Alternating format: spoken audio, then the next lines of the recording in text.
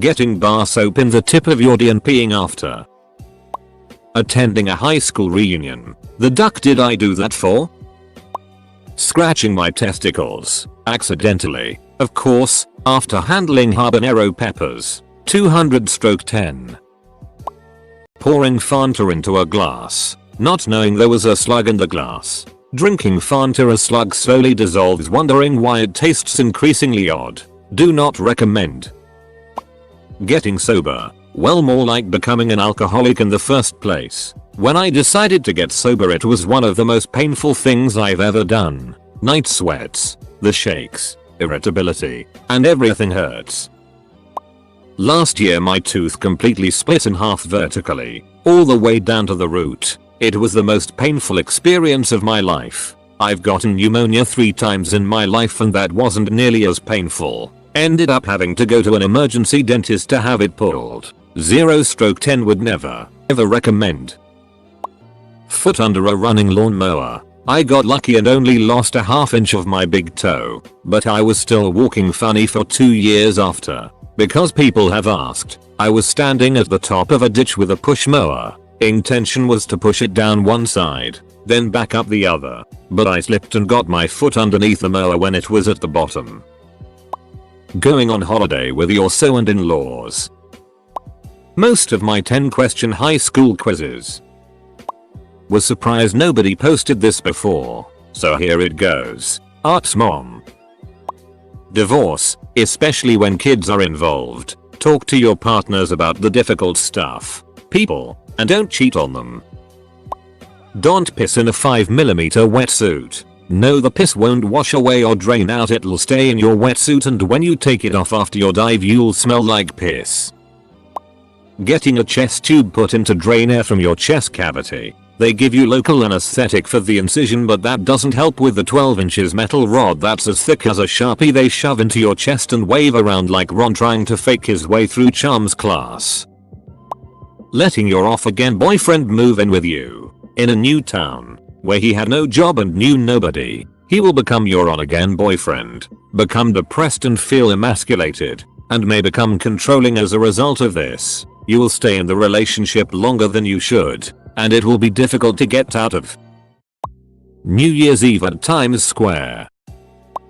Doing business and financial transactions with family and friends. Picking up the wrong gas nozzle and putting unleaded in a diesel car. Oh dear. Expired lube. It basically breaks down into paint thinner. Always check the date on your lube. Getting gout in my 20s. Not only does it hurt like a itch and hinders my ability to walk, but nobody seems to understand what gout is. Even doctors sometimes, and others assume I don't actually have it because I was too young to get gout. Stayed in my first relationship for nearly a year too long because it's your first love, and you only really fall in love once, and relationships are work, and he's so in love with you. You can tell by how clingy he is and how he's completely invented a version of you that doesn't exist to put on a pedestal and worship. If your gut tells you it's over, and it tells you that repeatedly for weeks, months even, then do yourself a favor and end it. Lol. 2nd degree burns on my foot leg. I stood downhill from a fire that was being lit with gasoline and unknowingly was standing in a cloud of gas fumes that were too close to the ground when it lit. For weeks after every step I took on my burned foot without crutches cracked open the new skin and the pain was unbearable for a few minutes. Terrible experience because it wasn't like being injured and then started the recovery process. It was like a new injury with every step. 0/10. Giving your heart to Jesus. Being cheated on twice in a week. Being in an abusive relationship. Getting an ingrown toenail. Getting an ingrown toenail. Surgery. Definitely that time I got stabbed 6 times at the base of the Curia of Pompey. A 5-hour inner tube ride down a slow river with a bunch of drunk people while you're sober. Buying some nice looking pies and completely missing the fact they had blue Stilton baked with a beef filling. I honestly thought I was eating rot by the second bite. Turns out I was. I had a brutal benzo withdrawal that ended in psychosis. Worst thing I've ever been through. Repressing stress. 0/10. Now I have a cold all the ducking time and my inner ear has clocked out. Don't do it. Alcoholism. It's all fun and games until your loved one can't trust you anymore. Be responsible. Kids, addiction is a methodica. Accidentally put diesel fuel in a bus. Had to siphon it out by sucking on a plastic tube. I know the taste of failure and no amount of Coors Light will wash it away. Getting shanked by a 24-pound catfish while trying to take it out of a 55-gallon barrel in a small metal boat. Spikes might as well be knives and they go straight through skin and muscle. Laser teeth whitening. Especially doing all the treatments at one time. Teeth were slightly whiter for like one day, but the next 4 days it felt like my teeth were falling out. Like getting your braces tightened x200. Not worth it. Needing to take a leak right before you fall asleep. Telling yourself you'll wait till the morning. And taking some sort of muscle relaxant. When you start to wet the bed. Just don't assume you're lucid dreaming and think everything's gonna be okay when you wake up. My adventure with Comcast cable. Staph infected wound. 10/10 if you don't treat it for ages. The new Power Rangers movie. Rubbing my eyes with chili on my hands. Getting shingles in your 20s. Doctor didn't believe me until I showed him. Then went, holy it, you have shingles. I know. I told you. I got my first infected ingrown toenail as a preteen. On top of that, one of the extracurriculars my parents had me in was ballet. And this was right around when they were trying to transition us to point. There's about a 6-month period of my life there that I'll put as a solid 20/10 there. Deep sea fishing on a rainy day. Big boat with a bunch of people. Took anti-nausea medication. Boat rocked ridiculously hard. I remember trying to sleep through it and each time I woke up, less and less folk were inside the dry cabin because they had to puke overboard. Eventually the rain died down but I had no interest in fishing at that point as there was vomit, fish, and squid gut puree everywhere. Having explosive diarrhea constipation. I don't know how it happened but it felt like my ass was wide open and closed tight at the same time.